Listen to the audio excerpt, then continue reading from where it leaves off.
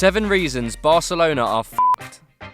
When Barcelona won the Champions League, La Liga and Copa del Rey in 2015, it seemed like the loss of Pep Guardiola had barely affected them. They were still on top of the world and looking as dominant as they'd ever been. Just over 2 years on, and the unthinkable has happened. Barcelona are in crisis, and it's hard to see them getting back to where they once were anytime soon. Here are the 7 reasons why Barcelona may well and truly be screwed. No new contract for Messi. Despite the club twice claiming that the Argentinian superstar had signed a new contract, he still hasn't done so. He might have a release clause of £272 million, but all of a sudden, Messi's position at the club is in some doubt with only a year of his current deal left to run. Leo and Barca have become almost synonymous with each other, but world football's richest clubs will be licking their lips and monitoring the situation with interest.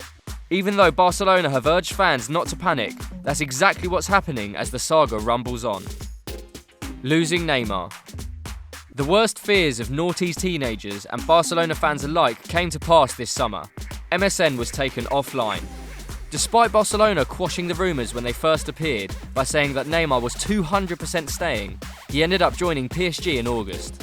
A world record fee of around £200 million might have softened the blow, but really this felt like the start of a sea change in European football.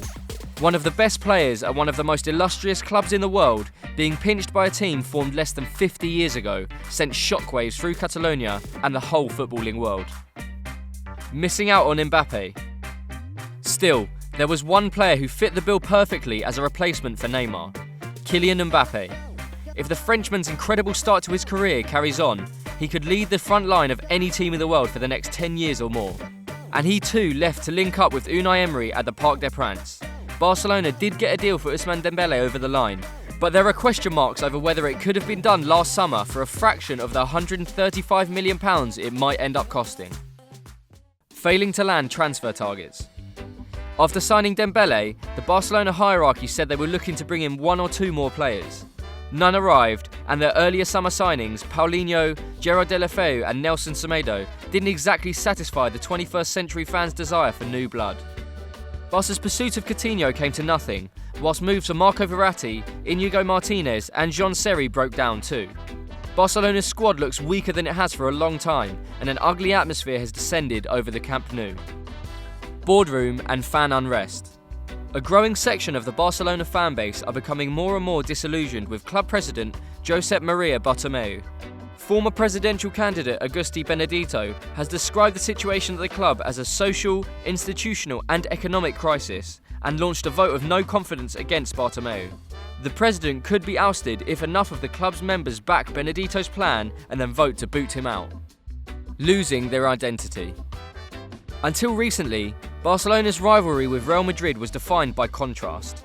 The Catalonian People's Club versus what Sir Alex Ferguson once called General Franco's team. But over the last few years, the two have become increasingly indistinguishable, and in 2017, the club's identities are a long way off the stereotypes peddled about left, right, liberal and conservative. In 2015, Johan Cruyff said, "Money is secondary. Before anything else, there should be principles, values." Barca has lost them. It's not hard to see why, with Barcelona shifting away from the Mezcon Club philosophy and towards hyper-commercialisation. Madrid are stronger than ever. Madrid are stronger than ever.